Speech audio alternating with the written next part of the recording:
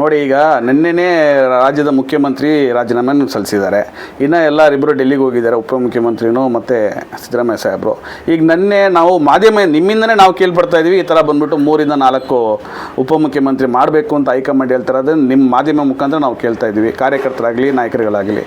So ನಮ್ಮ ಮನವಿ ಏನಂದರೆ, ಇವತ್ತು ದಿನೇಶ್ ಗುಂಡೂರಾವ್ ಸಾಹೇಬರು ಉಪಮುಖ್ಯಮಂತ್ರಿ ಆಗಬೇಕು ಅನ್ನೋದು ಏನಂದರೆ, ಅವ್ರಿಗೆ ಎಲ್ಲ ಅನುಭವನೂ ಇದೆ.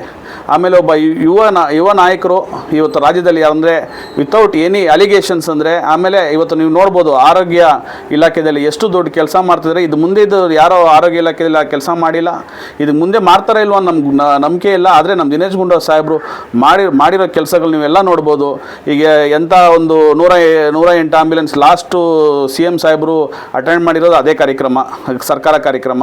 ಸೊ ಎಲ್ಲ ಥರ ಒಂದು ಬದಲಾವಣೆ ಇವತ್ತು ಆರೋಗ್ಯ ಇಲಾಖೆಯಲ್ಲಿ ತಂದಿರೋದು ದಿನೇಶ್ ಗುಂಡೂರಾವ್ ಸಾಹೇಬರು. ಆಮೇಲೆ ಅವರು 100% ಜನರ ಪರವಾಗಿ ಇರ್ತಾರೆ, ದಲಿತರ ಪರವಾಗಿ ಇರ್ತಾರೆ, ಎಲ್ಲ ವರ್ಗದ ಪರವಾಗಿ ಇರ್ತಾರೆ. ಗಾಂಧಿನಗರ ಮಿನಿ ಭಾರತದಲ್ಲಿ 6 ಬಾರಿ ಗೆಲ್ಲಬೇಕಂದ್ರೆ ಅದು ಸಾಧ್ಯ ಇಲ್ಲ, ಅಷ್ಟು ಈಸಿ ಇಲ್ಲ. ಅಂಥ ಒಂದು ಕ್ಷೇತ್ರದಲ್ಲಿ 6 ಬಾರಿ ಜನರ ಪರವಾಗಿ ಅವ್ರ ನಂಬಿಕೆಯನ್ನು ಸಂಪಾದಿಸಿದ್ದಾರೆ ಮತ್ತು ಗೆದ್ಕೊಂಬಂದಿದ್ದಾರೆ. ಅಂದರೆ ಅದರಿಂದ ನಿಮ್ಗೆ ಗೊತ್ತಾಗಿರಬೇಕು ಅವರು ಎಷ್ಟು ದೊಡ್ಡ ಜನರ ಪರವಾಗಿ ಕೆಲಸ ಮಾಡಿರ್ತಾರೆ ಅಂತ. ಸೊ ಅವ್ರಿಗೆ ಉತ್ತಮ ಇರ್ತದೆ, ಆ ಸ್ಥಾನವನ್ನು ಕೊಟ್ಟರೆ ಅಂತ ನಮ್ಮ ಮನವಿ.